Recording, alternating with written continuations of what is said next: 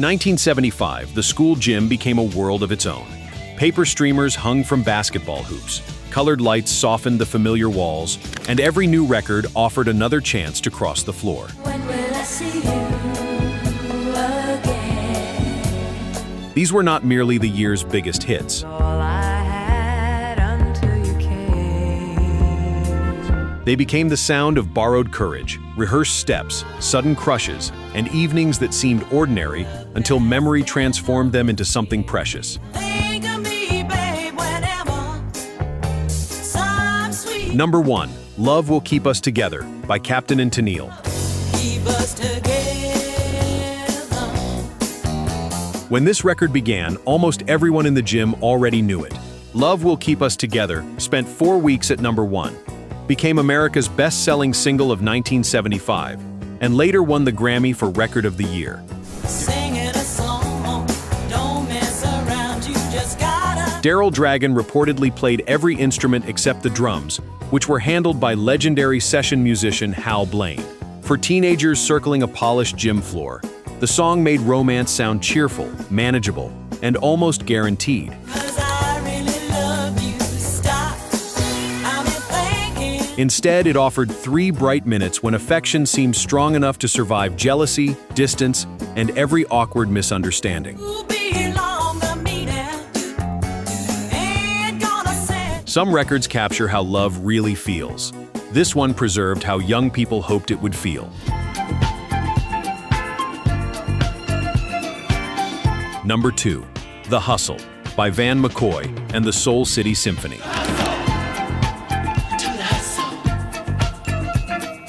The opening sweep of strings was enough to rearrange the entire room.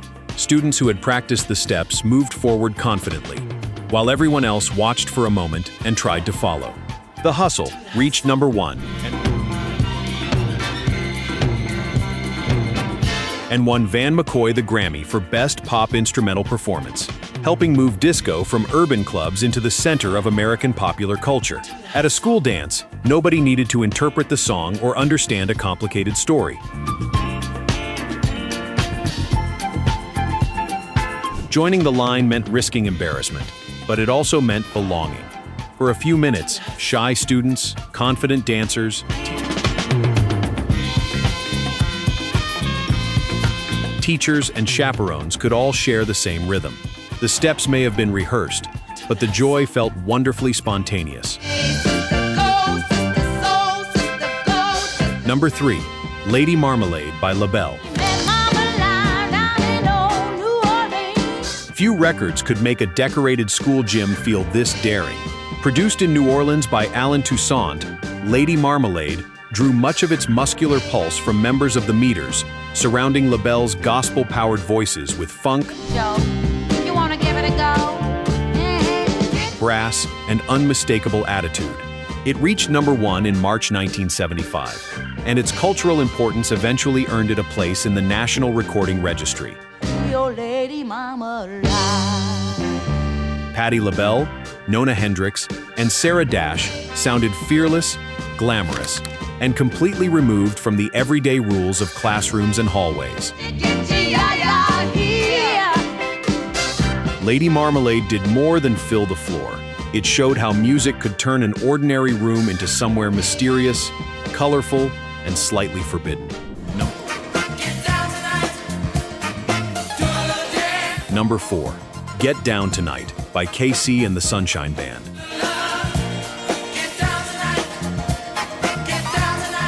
Then came that strange, high-pitched guitar entrance, sounding almost too fast for human hands.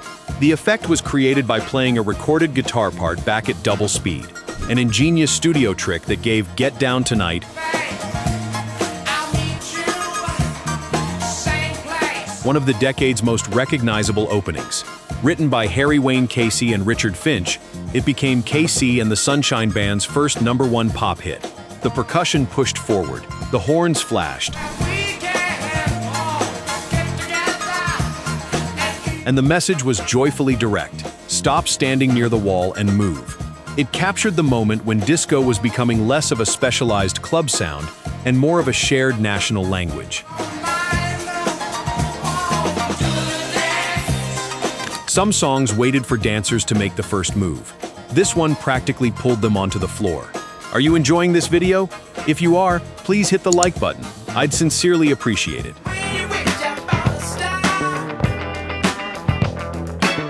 Number 5. Shining Star by Earth, Wind & Fire. A burst of horns could make the basketball court feel like a stage, and Shining Star arrived with exactly that kind of confidence. Released from the album That's the Way of the World, it became Earth, Wind & Fire's first #1 single on both the pop and soul charts. Maurice White and the band made encouragement feel physical. The rhythm did not merely tell young listeners to believe in themselves.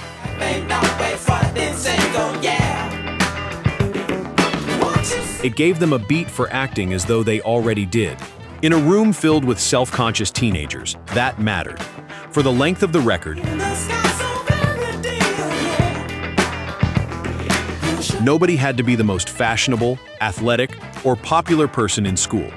Everyone under those dim gym lights had permission to shine. Number 6. That's the Way of the World by Earth, Wind & Fire.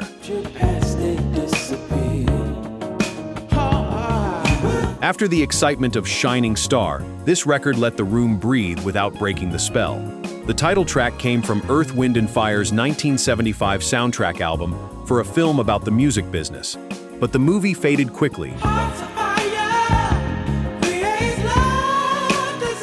while the album became the group's first to top the Billboard 200.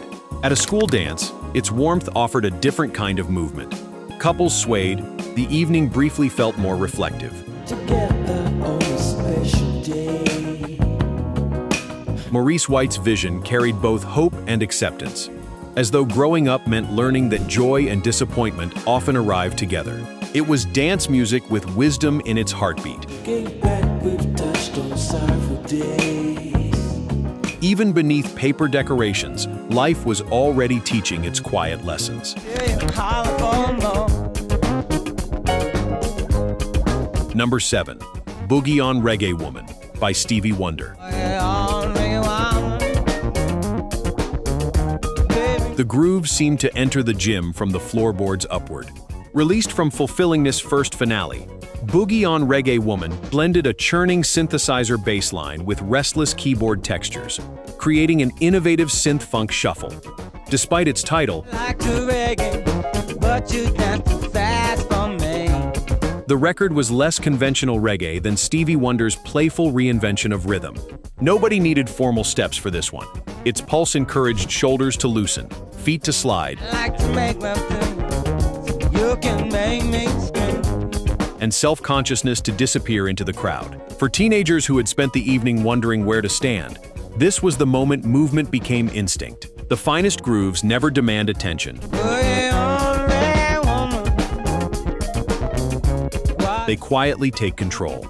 Oh, by the way, I will be posting more videos like this, so please like, subscribe, and turn on the bell so you don't miss the next video. Okay, on to the next.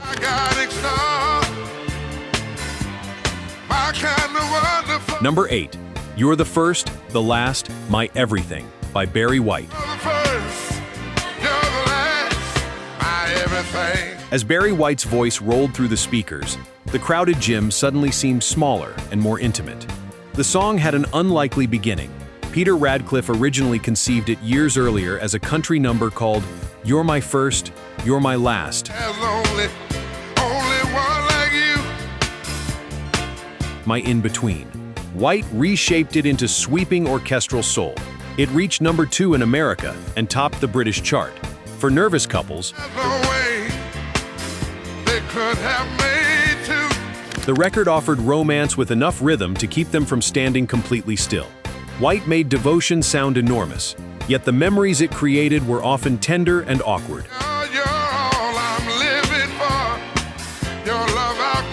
That contrast gave the song its lasting charm. In a room full of people, it made one uncertain couple feel like the evening belonged only to them.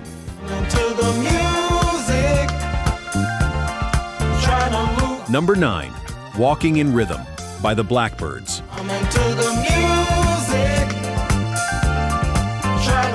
By this point in the evening, the dance floor had found an easy pulse. Walking in Rhythm was written by guitarist Barney Perry and produced by jazz trumpeter Donald Byrd, whose Howard University students formed the heart of the Blackbyrds.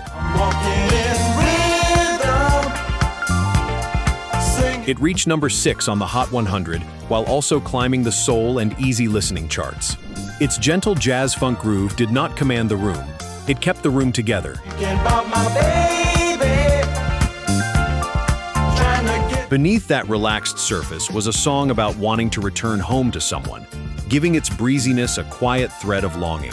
Some records become beloved by shouting for attention.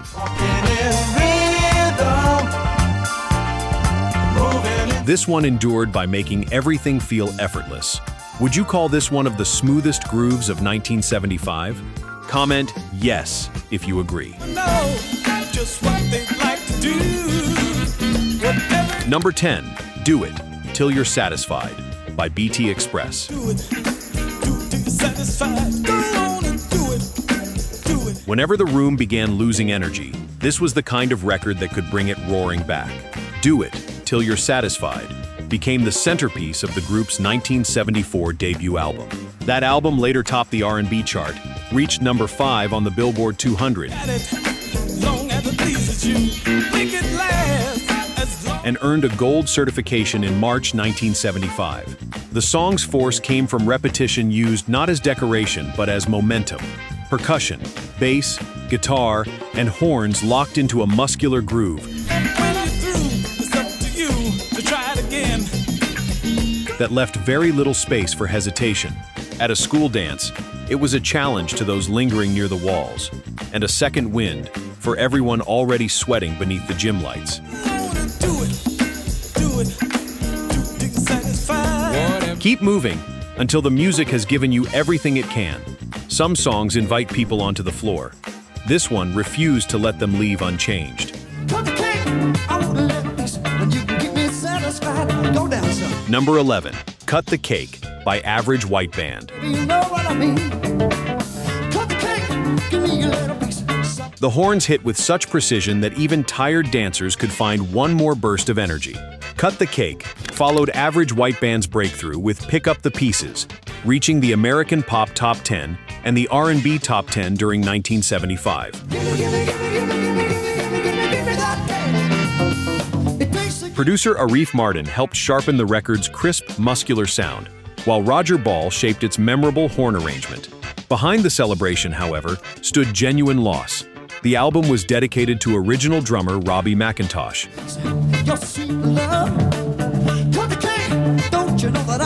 who had died before it was completed.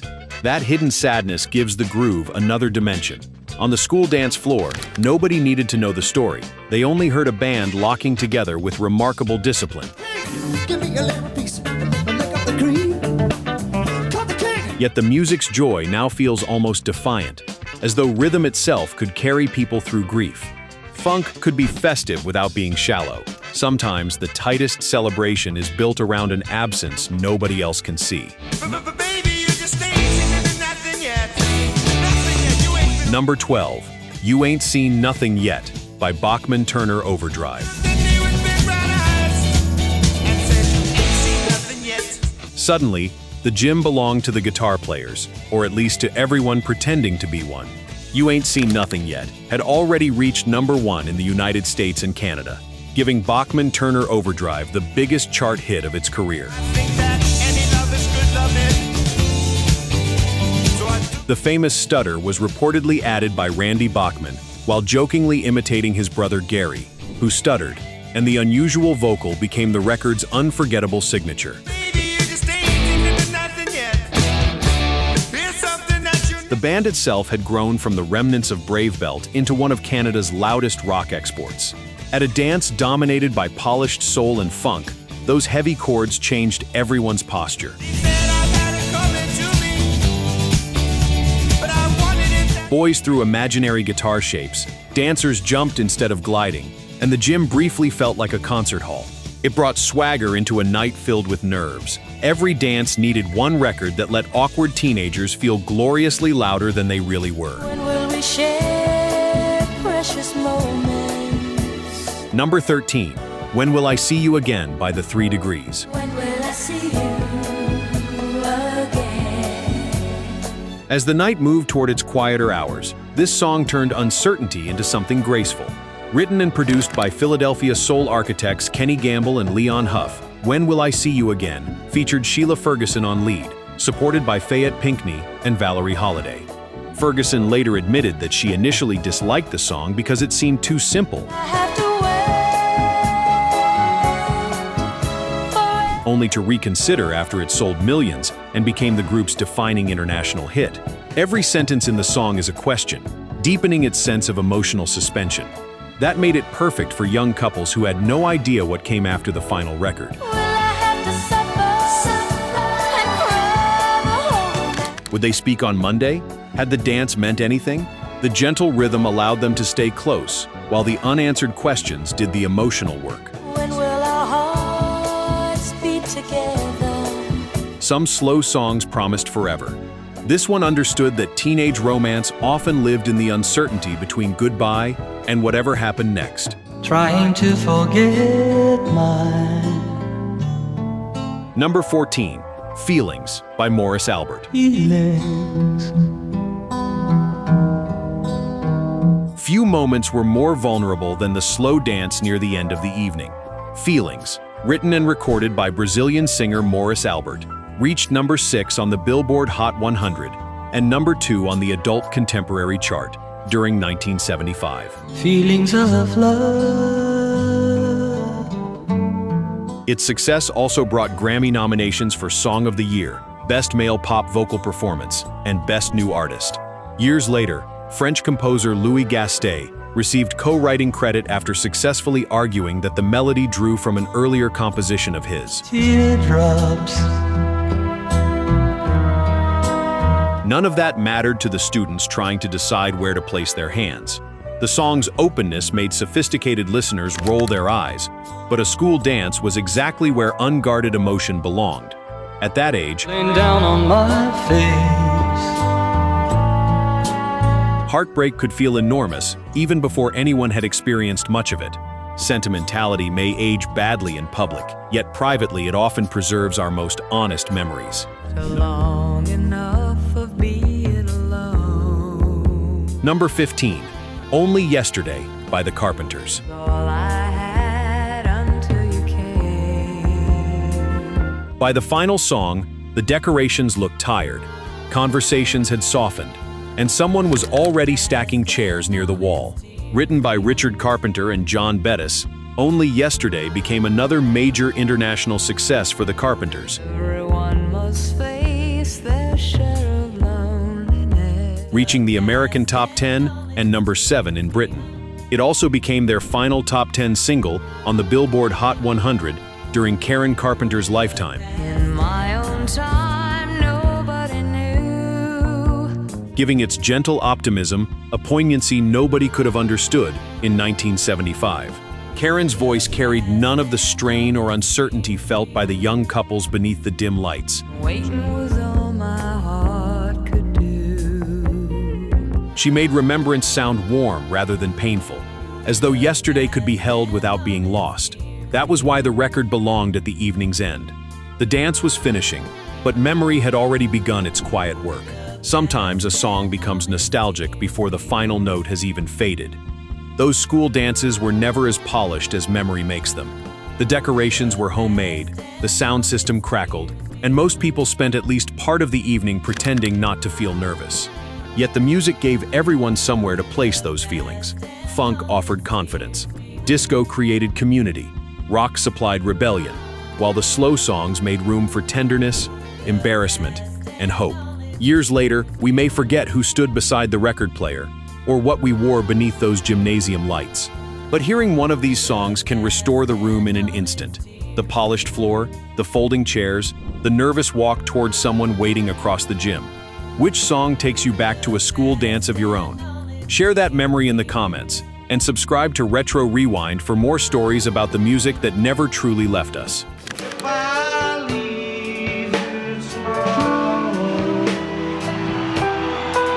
When you're on the street, you got to be able to pick out of easy meat.